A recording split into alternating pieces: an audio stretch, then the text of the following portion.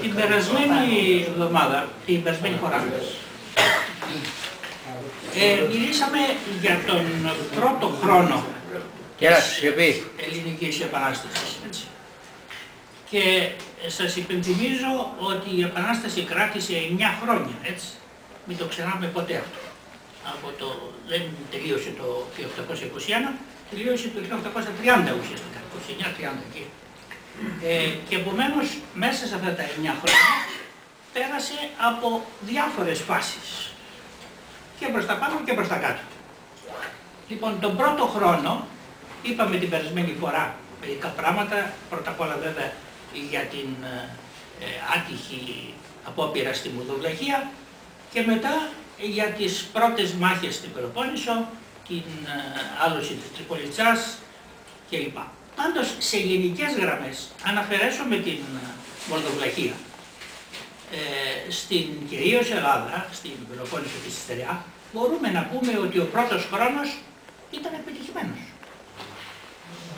Αρκετές επιτυχίες, αρκετές πόλεις απελευθερώθηκαν και έτσι στο τέλος του 1821 το μεγαλύτερο μέρος της Πελοποννήσου και της Στερεάς ήταν ελεύθερο. Μόνο μερικά κάστρα έμεναν ακόμη στα χέρια των Τούρκων.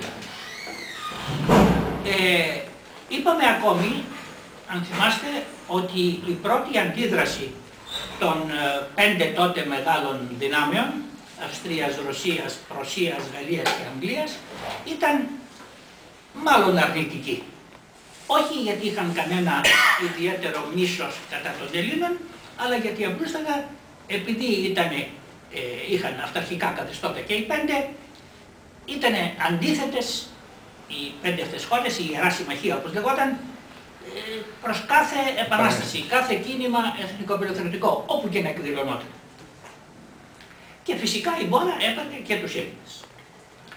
Τώρα, η φιλική εταιρεία για την οποία επίσης μιλήσαμε, είχε ετοιμάσει τα πράγματα αρκετά καλά, υπό τις συνθήκες βέβαια που επικρατούσαν.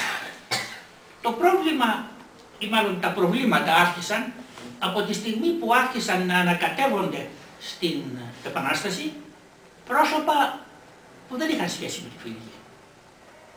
Πρόσωπα δηλαδή που είχαν είτε φιλοδοξίες προσωπικές, είτε είχαν δεσμούς με κάποια από τις μεγάλες δυνάμεις. Εκεί άρχισε να χαλάει το πράγμα. Και βέβαια αργότερα χειροτέρεψε η κατάσταση. Τώρα, ένα γεγονός για το οποίο δεν μιλήσαμε, ή μάλλον το αναφέραμε νομίζω λιγάκι, είναι ότι τη χρονιά εκείνη, το 1821, ήταν και η χρονιά που έφτασε στο τέλος του πλέον και ο Αλίπασσάς των Ιωαννίνων. Το 30. Το 21. Στο 21 βρισκόμαστε ακόμα. Λοιπόν, ήρθε μεγάλος στρατός από τον Σουλτάνο, τον πολιορκήσανε στα Γιάννενα, έμεινε, απομονώθηκε μάλλον στο νησί της Λίμνης. Έχετε πάει στα Γιάννενα? Ναι. Εκεί και στο Σαράιτο. Καλά, ναι, το Σαράιτο. Όχι, ναι, αλλά στο νησί έμεινε τους τελευταίους μήνες και τελικά τον Ιανουάριο του 22 για την ακρίβεια τον σκοτώσανε. Έτσι. Και πήγε στην πόλη, στην Κωνσταντινούπολη, μόνο το κεφάλι του. Τον αποκεφαλίσανε. Και επομένως... Αγία Πύλη, όχι Αγία, δεν λέγονταν Αγία. Υψηλή Πύλη. Υψηλή Πύλη, ναι. Και έτσι επαληθεύτηκε και η προφητεία του Κοσμάτου Εντολού, που τον είχε γνωρίσει τον Αλίπασσα στα νιάτα του και τον είχε ρωτήσει ο Αλίπασσας τι θα γίνω, λέει, θα γίνω Σουλτάνος.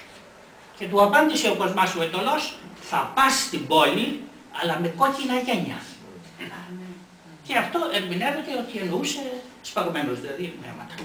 Και έτσι επέκτρεψε. Τον Κοσμά, ειδικά τον Εντολό, τον σεβόταν πάρα πολύ ο Αλίπασσας. Τέλος πάντων, αυτό είναι άλλο θέμα. Τώρα, επομένως, τι θέλω να πω με αυτό, σας είχα πει, θυμάστε, ότι ο Αλίπασσας λίγο πριν από την Επανάσταση πληροφορήθηκε τα της φιλικής.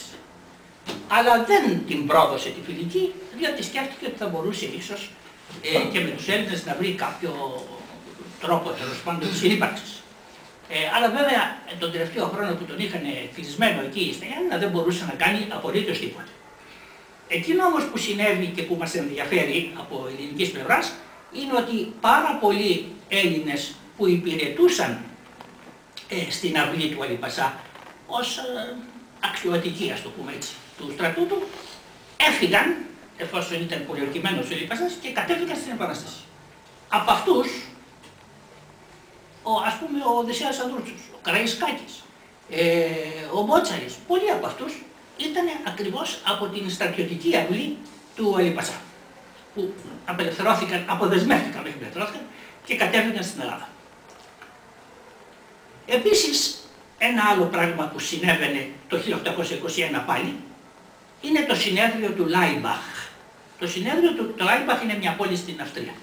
Το συνέδριο του Λάιμπαχ ήταν ένα διεθνές συνέδριο, στο οποίο μετήχαν οι 5 μεγάλες χώρες που είπαμε της Ευρώπης.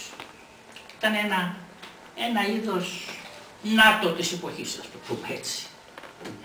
Λοιπόν, και εκεί πέρα συζητήθηκε πολλές φορές η Ελληνική Επανάσταση και λίγο πολύ, μερικοί κάπως περισσότερο, μερικές από αυτές τις χώρες κάπως λιγότερο, πάντως όλοι δεν ήταν διατεθειμένοι να υποστηρίξουν την Επανάσταση διπλωματικά.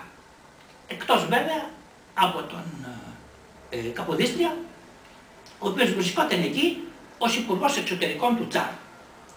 Λοιπόν, ο Τσάρος γενικά, η Ρωσία γενικά ήταν η λιγότερο εχθρική, ας το πούμε, απέναντι στην Ελλάδα, κυρίως λόγω της Ορθοδοξίας.